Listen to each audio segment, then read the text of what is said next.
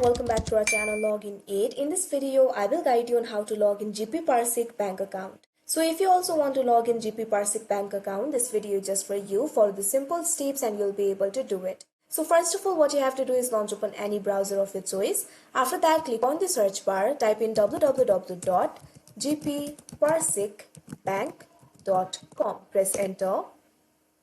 Now you can see over here you'll be led to the official website of GP Parsik. Over here you'll be able to find several options. Make sure internet banking is selected. Now scroll down a bit. Here you'll be able to find two options for login. You can log into your retail internet banking or you can log into corporate internet banking. Simply click on the option of your choice. Now you can see over here you'll be redirected to this kind of interface. This is the official login interface of GP Parsik. From here you'll be able to log into your account. All you have to do is enter your login ID and password. First of all, enter your login ID.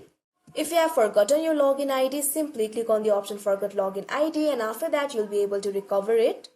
Now enter your password. If you want to check your password, simply click on the show icon that you can see right over here. After that you'll be able to see your password.